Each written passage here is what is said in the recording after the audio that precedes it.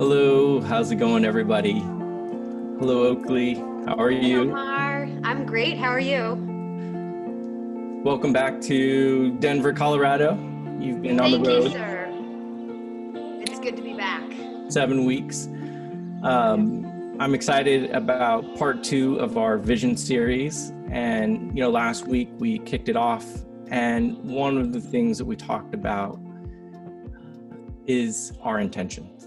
And, one of the things that we wanted to talk about, not only about our personal intentions, but what is the intention of this Zoomcast. And we invited folks to share with us, because that's really what we want to create, is this space for breakthrough, so that it's together we can push past what limits us. And I just want to share some of the intentions that you all shared with us. We have from Trisha, joy and compassion for all with kindness. Juliet, curiosity, reaching to infinity. And Lisa, I love this one, not judging. How is that done honestly? Those are beautiful intentions for this space that we're creating.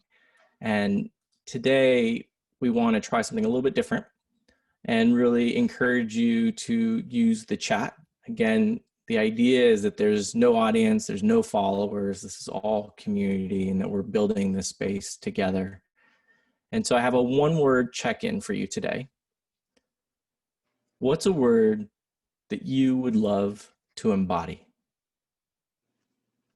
And so as we think about intentions, we don't want you to think about intentions as these sort of far off ideas, but feelings. And this is what Oakley really, I think, connected us with last week, was that what are the intentions and how can we feel them immediately, and how can we embody them? So I would love to see in the chat some of those words that you would love to embody today. So I see from Lisa, enthusiasm; Amanda, contentment; any other words? Grace, thank you, Kristen. Those are beautiful. And that's part of today's practice and conversation. Lisa, poise, love that. I think part of poise, what I hear in that is almost like our posture. What is our position? How are we holding ourselves? Priya Bell, perseverance. Beautiful.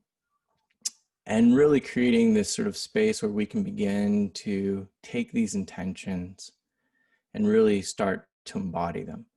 Because we all know that there's challenges in life.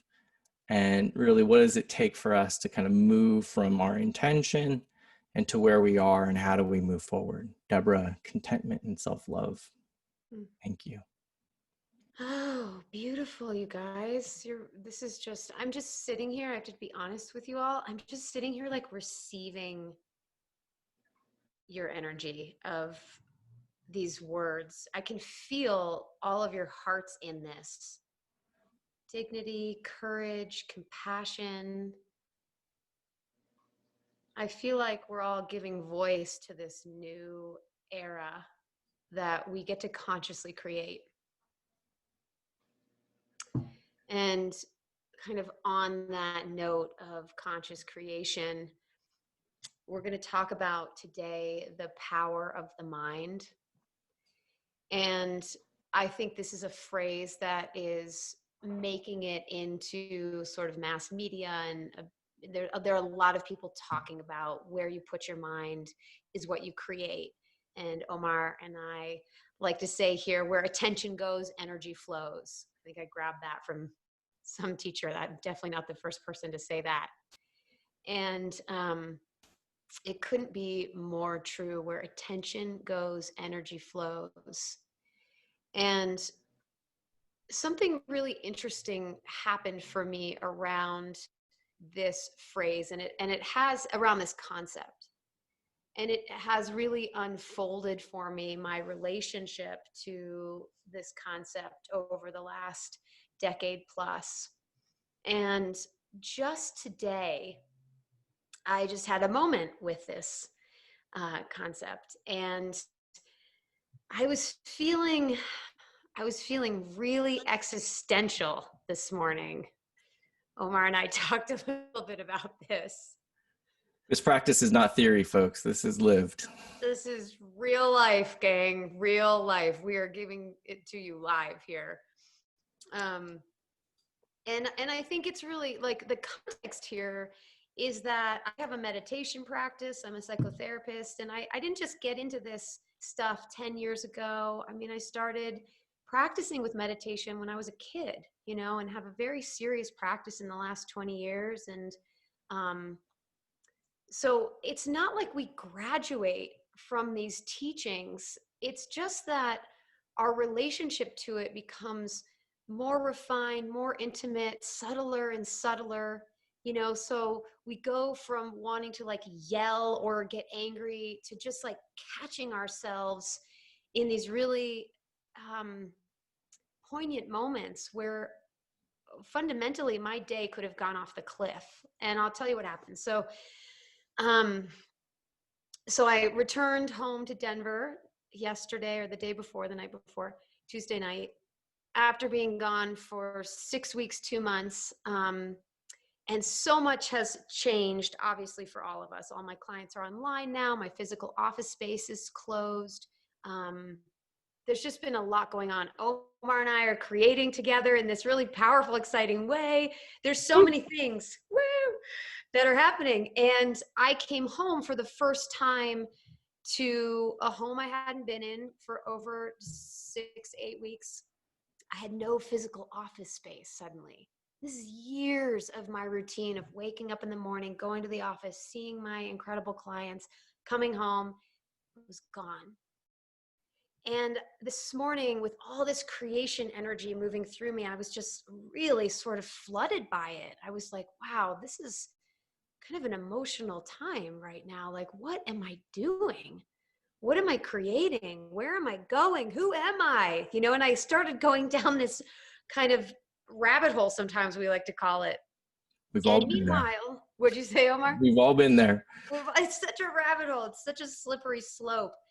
Meanwhile, this is between clients, right? So we're working, and then between the clients, I'm like, what am I doing? Is this it? Like that. And I heard myself say, Oakley, be careful with this. Like, you don't need to go down the rabbit hole.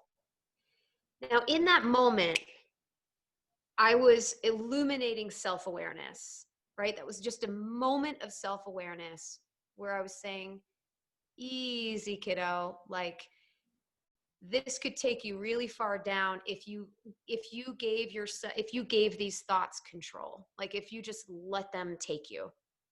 And so I just had this moment of taking a breath and just reframing my position and saying, you know what, it's okay for me to say I know who I am.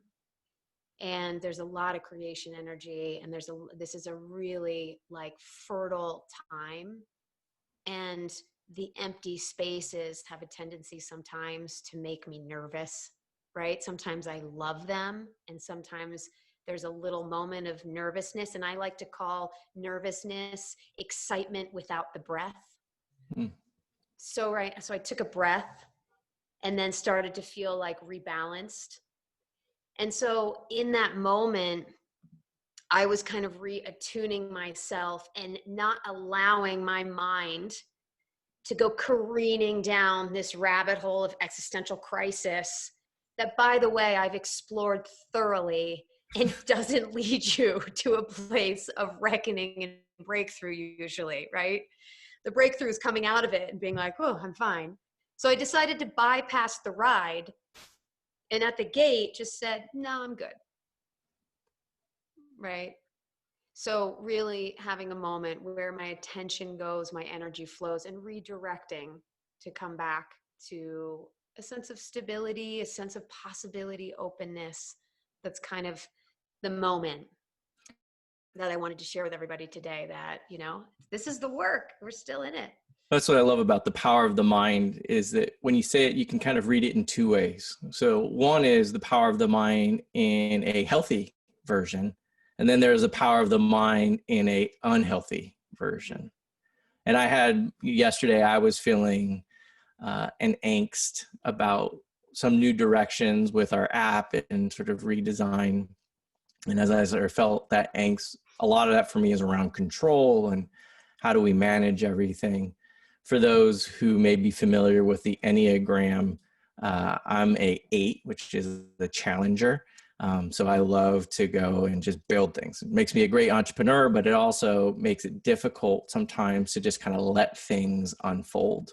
And so I could start feeling my sense of that control part of my mind going, I want more control. I want to sort of dictate what is going to happen, and realizing like, okay, again, like Oakley, let me pause. And for those who have done her acknowledge, accept, and welcome, right? I was like, okay, let me acknowledge this angst. Let me accept it. Now the choice is to welcome is like, how am I going to welcome? And so for me yesterday, I was like, I'm going to meditate, and I'm going to meditate for 50 minutes. And I have a couple of different meditation techniques that I like. So one, I like to call it the method of no method, which is just sitting in awareness and really just kind of being attuned to whatever is arising for me. Now, I already knew where my awareness was. It was in a place of angst. So I was like, okay, I need a little bit more structure for my meditation today. And so I use another one. It's the Anapanasati, which are these sort of 16 contemplations. And I use Insight Timer. And I have a bell that goes off every 3 minutes. And each minute, I consider each of those 16 contemplations. And then 48 minutes passes. And afterwards, I was like, okay. I acknowledged it, I accepted it, and I welcomed it.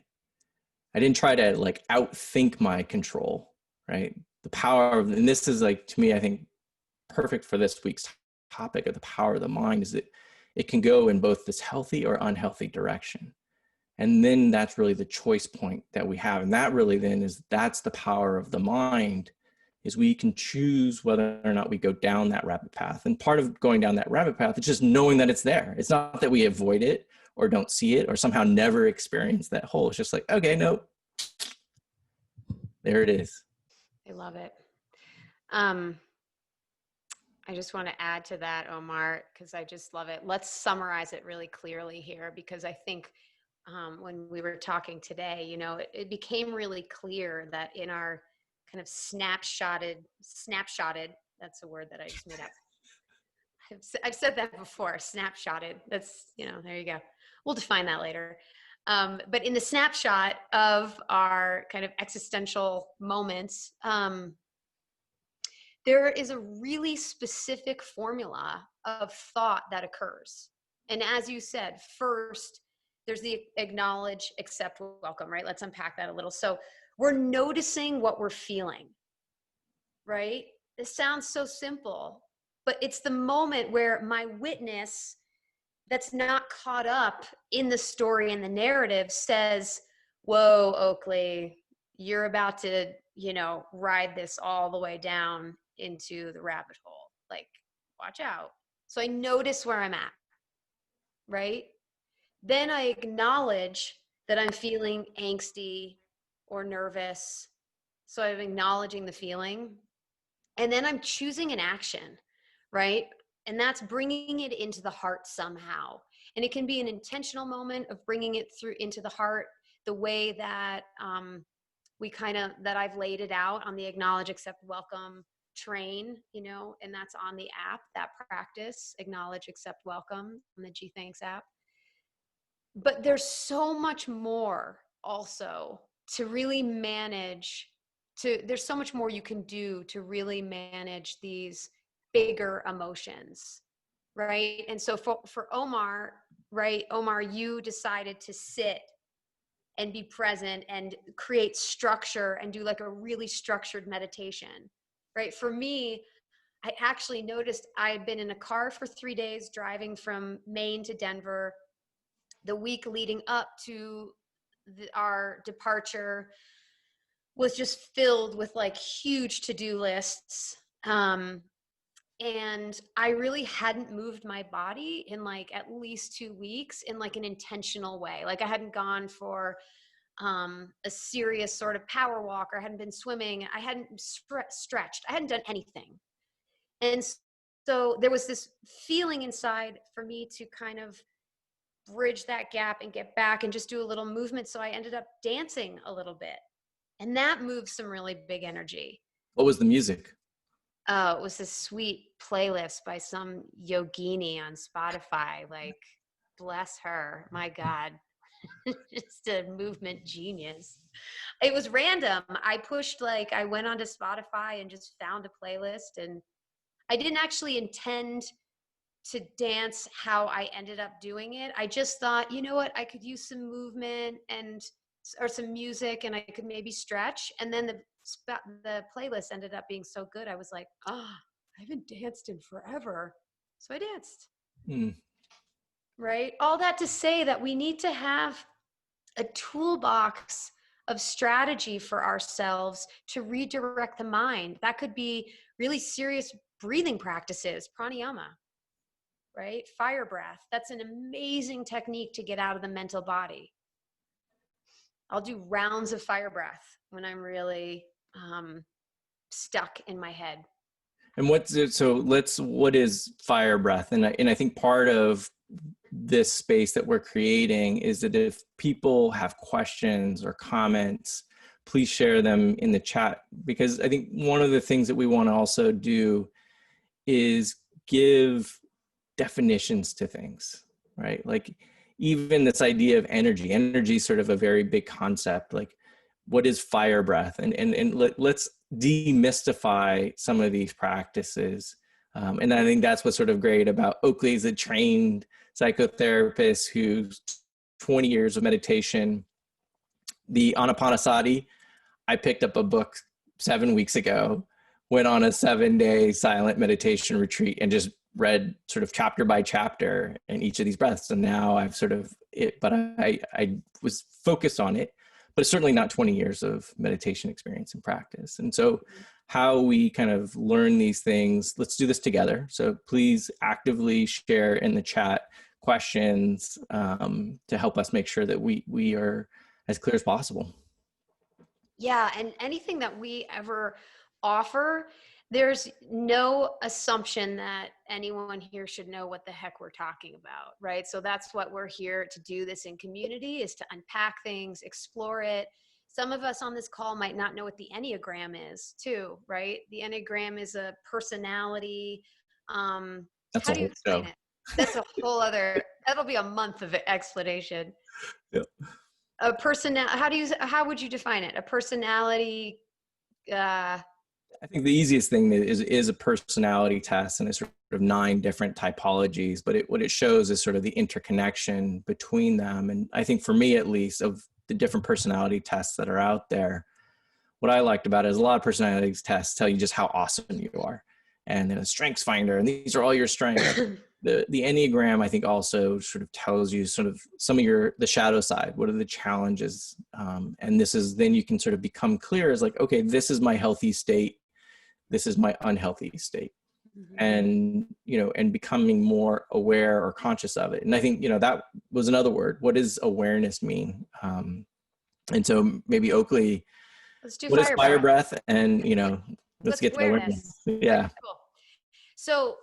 So fire breath is a traditional breath in the yoga tradition, yogic tradition, around moving energy. Now, I want to really just unpack that really easily. This is not an esoteric concept, meaning like some highfalutin thing that if you don't know what energy means, you can't do the fire breath. What I simply mean is this: when we feel feelings that are not love-based, our breathing changes. And usually we start to feel contracted. Okay, so the chest can get tight, the breathing slows down, we hold our breath a lot. Okay, so that's feelings, fear-based feelings create a shift in the breathing. All feelings create a shift in the breathing, but usually the fear-based feelings of like, what are some fear-based feelings, everybody? Fear, Anger, control, anger, anxiety. exactly. Anything that doesn't let us feel that subtle expansion feeling of like relaxation, anything that doesn't have us feel what all of you listed 5 minutes ago. If you don't feel what you feel through acceptance, contentment, self-love, fear-based, okay? So if I'm feeling stressed and I've got this narrative going, like, how's that thing going to work out? I've got to solve it. What am I doing today, right? Like, oh my God, where's my life going? What am I creating? What's my intention? All that stuff comes up. I'll get caught in the head like that, in the mind, and my breathing will shift. Now, I don't notice this consciously all the time, right? But I know it enough from studying it with a lot of intention, right? So we'll all notice it. If you like notice, if you start thinking about something that really stresses you out, there's this like, I haven't really taken a deep breath. Or the phrase like an elephant is standing on my chest, Mm. right? That's from anxiety. Anxiety creates a contraction, a physical contraction in the body.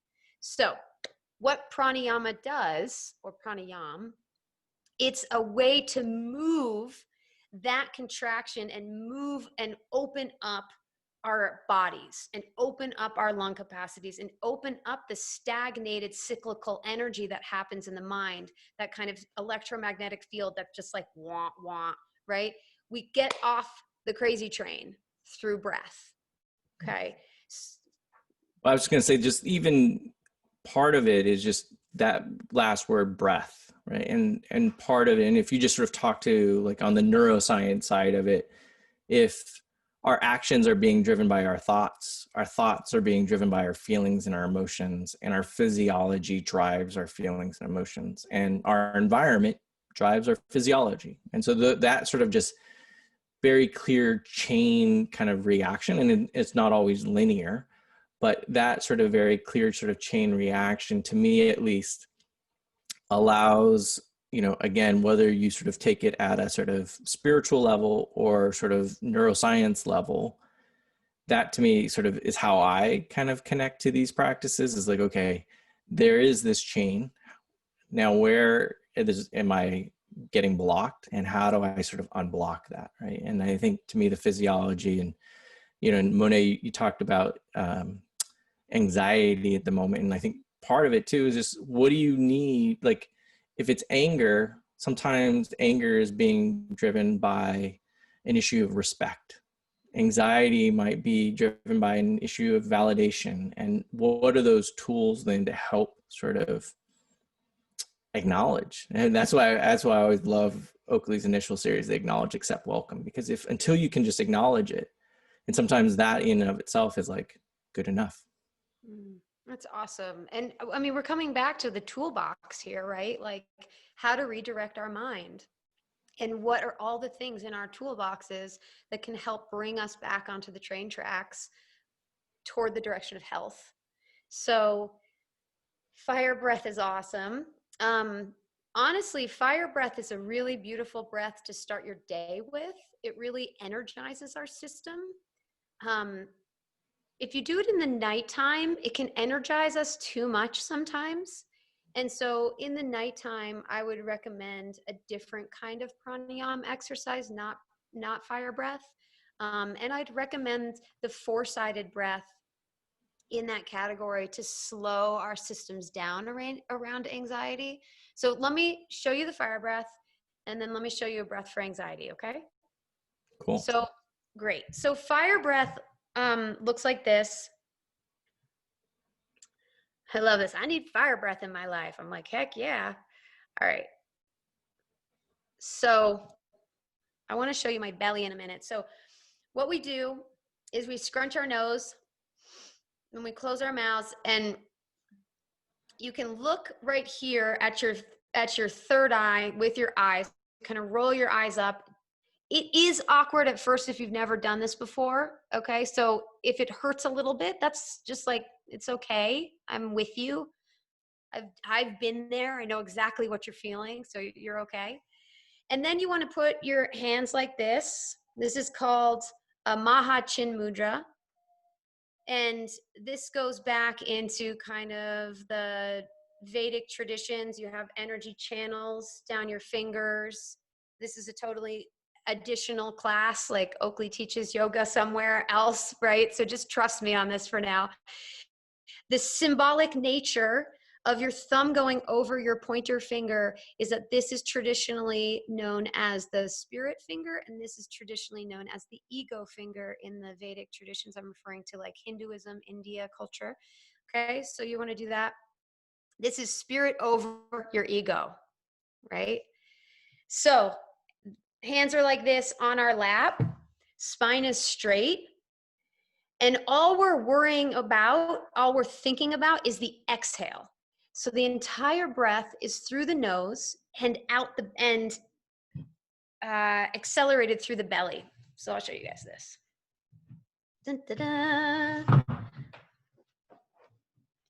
To get unpacked here. I've been sitting for a little while.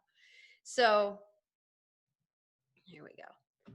So you want to do this. And the nose is like this.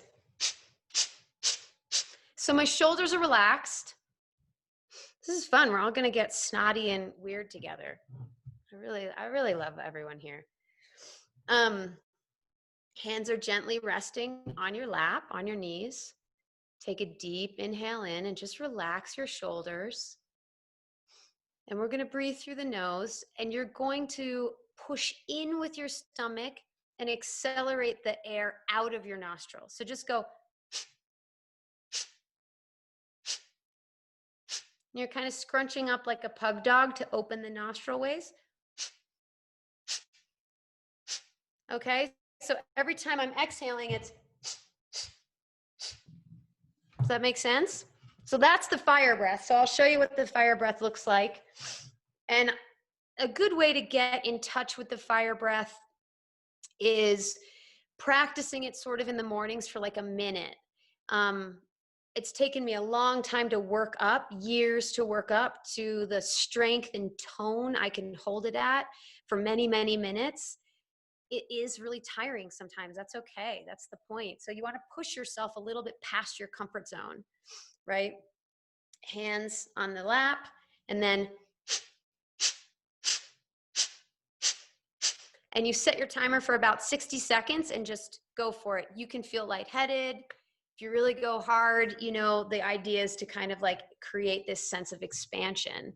So do you guys want to try it together for like 30 seconds? Yeah, thumbs up. Okay. I'll do it with you, Oakley. Okay, awesome. I'll put my timer on so I don't take you all for like some crazy ride. All right, here we go. So let's start together. Exhale all the air. Take a deep inhale and begin.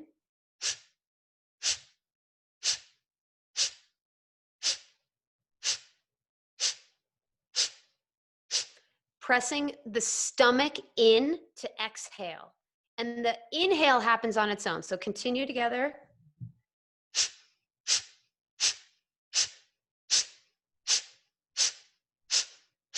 Deep inhale in, hold the breath at the top of the inhale. Hold, hold, hold, relax the shoulders and exhale. Okay, Omar. That was great. I fogged up my glasses. That was awesome. Good.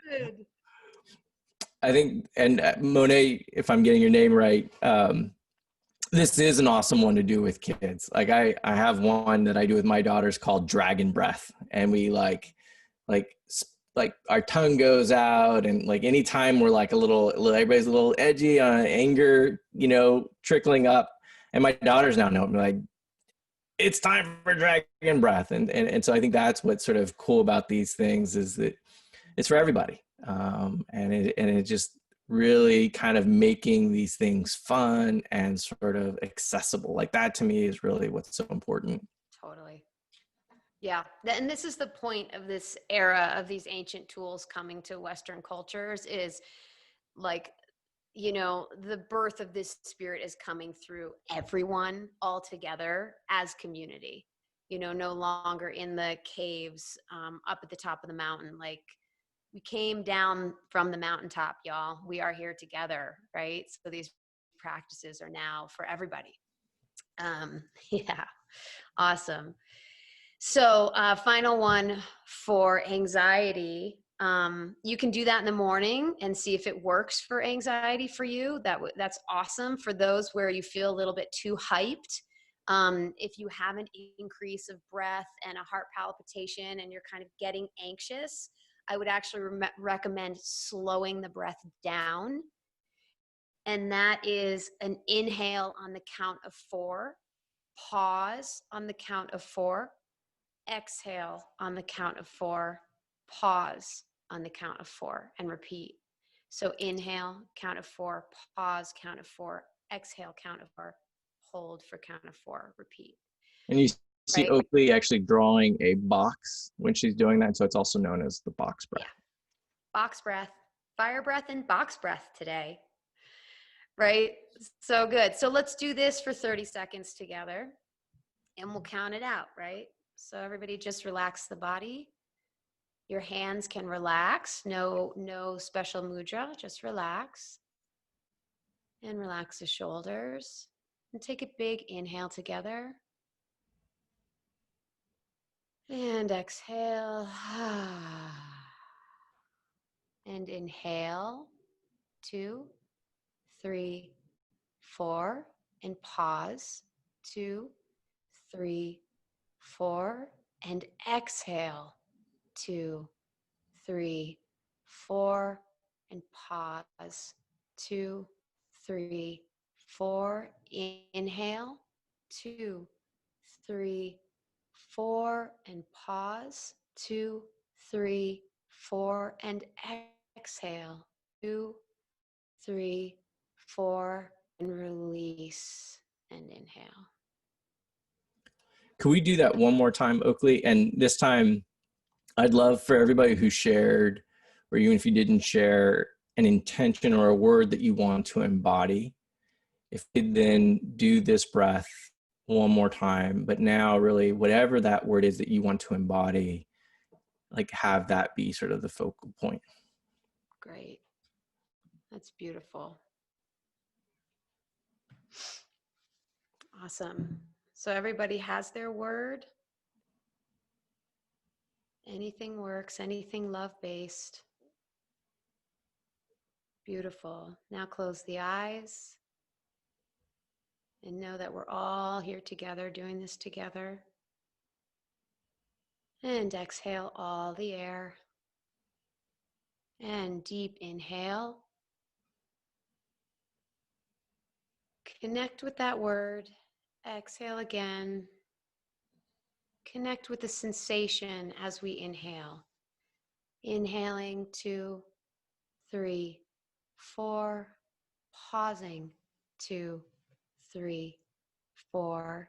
And exhaling 2, 3, 4. And pausing 2, 3, 4. Inhaling 2, 3, 4. And pausing 2, 3, 4. And exhaling 2, 3, 4.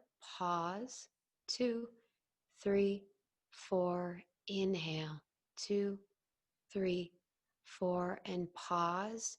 Now continue this cycle just gently on your own, being in control and related to your breath, and just focus on this sensation of this word you wish to embody just for a couple breaths on your own.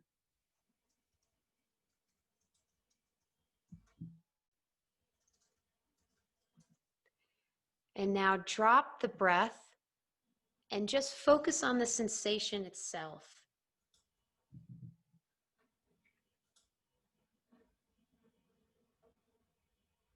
Focus on the energy of these words and choose yours, whether it's acceptance, grace, and use your imagination. Visualize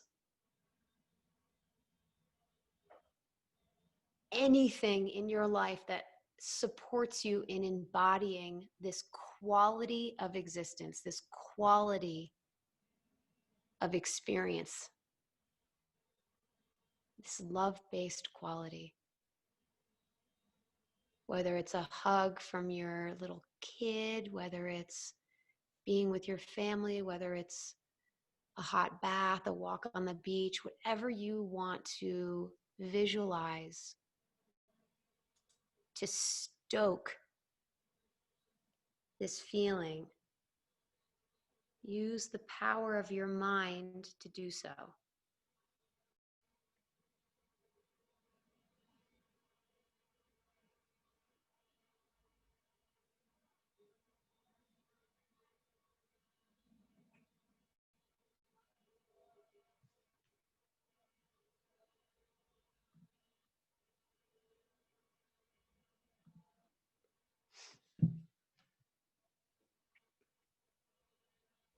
Beautiful. And release, and just come back and see if you can consciously hold this state as you come back, and just look at other people in this community on this call, maybe a couple faces. I know some people are calling in and we can't see them. And just sort of beam your state, radiate that state to everybody. And as you share this state, also allow yourself to receive what everyone else is putting out. Even if you can't see people, you can feel it, right?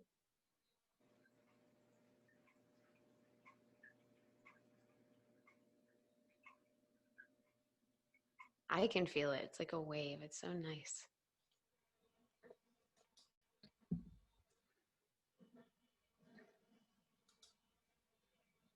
Hmm. That was beautiful. Mm, Thank you, Oakley. my pleasure.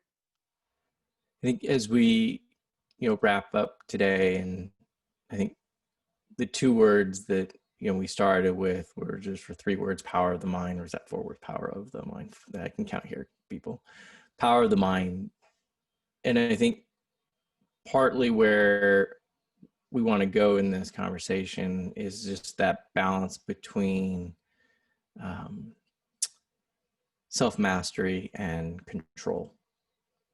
And part of where anxiety or some of these things rise up is when we feel like things are out of our control, or things are happening to us. And so what does that mean? To flip it, and self-mastery and these tools are really what help us sort of manage the experiences that we're having. And I think that's also what's really important, is that these practices are just that, they're practices. These are things that we can do each and every day and each and every moment to just help reset and kind of give ourselves a sense of self-mastery, and really just let life unfold, because that's really all that is going to happen. And so instead of trying to control everything, and again, you're talking to somebody who loves control, like how to sort of let go, and not in a way that is like, it's not up to me and I'm letting go. But what I'm really doing is sort of allowing myself the opportunity to sort of master myself, which is really what all I can do. And when I do it, that's when I'm my healthiest self. I love this. I think it's such a dance, right, between self mastery and control, because it would be so easy to take these practices and want to control everything. Like, I can't feel this and I can't feel that, but that's not it. It's like, it's such an act of self love to continually redirect ourselves to what we're committed to, right? So the declaration of a state of being, of saying, I'm committed to peace inside. That's my North Star, as we talked about a lot in these series, right? My North Star is saying, okay, I'm committed to embodying this state of peace. That's my declaration that, I'm committing to self-awareness. Because the only way I'm going to continue to cultivate that state of peace is to notice when I'm not in it, right? Is to notice when I'm creating something other than peace.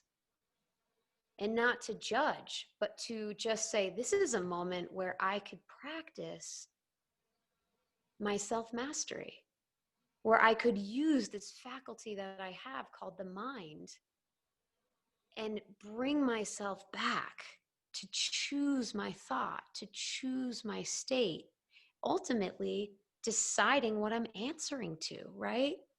Had I allowed myself to go down that rabbit hole today, which there would not have been anything wrong with me doing that, I just would have had to answer to what it would have created for me all afternoon, right? I just would have been in a state of like anxiety and worry. And then guess who else ends up answering to that? My family, Your right? co-host. My co-host has to answer to that. All of you have to answer to that, right? It's a good opportunity for all of you to keep your state, right? So last week, Oakley, you gave us some homework to start each day with a daily intention. Do we have homework this week? I would say yes. I love homework, guys. I think actually a lot of you are actually writing what the homework is here in the chat, is to practice. I would say continue to practice. I think we said, 2 minutes of something like that to come back to focusing. So if you continue putting 2 minutes aside in your morning or your afternoon or your evening for you, to focus, to use your imagination to create that embodied state for yourself, and then to let it run through your body, run through your nervous system, and just take a breath with it, radiate it into the space around you, right? I would say add to that this week And I by would, just, what about if we just made it do it in the evening, an evening okay, practice, just do it in the evening. Try it in the evening. then just see what it does. Like by doing it in the evening, see what happens. So does it help you sort of end your day on a different note? Does it help you sort of think about with a little bit more intention your tomorrow, right? So then that way you're not just sort of waking up and immediately reacting to the day, but really giving yourself the space that evening to set your intention, and then the night, and then really then waking up, and then let's check in next week to see how your evening intention went.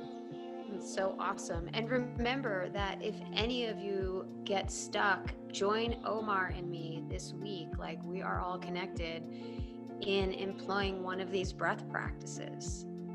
If you need to just calm your system and you're caught in anxiety, set your timer on your phone between 1 and 3 minutes and count your breath out. If you're feeling super angry and lethargic or frustrated and you need to get off that train, fire breath, set your timer and just get snotty and breathe, right? Breathe. Hashtag get snotty. Not in that way that, would be suggested in the 90s. Get snotty. So don't forget your breath this week too, We're with you in that.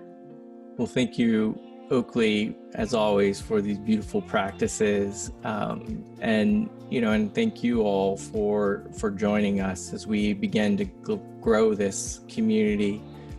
Please subscribe if you haven't already to the YouTube channel. You are our ambassadors, and that's really how we want this, to be, is that we're kind of building this together, and it's amazing. So thank you. Thank you so much, you guys. I can't wait to see everyone next week. Cheers. Cheers.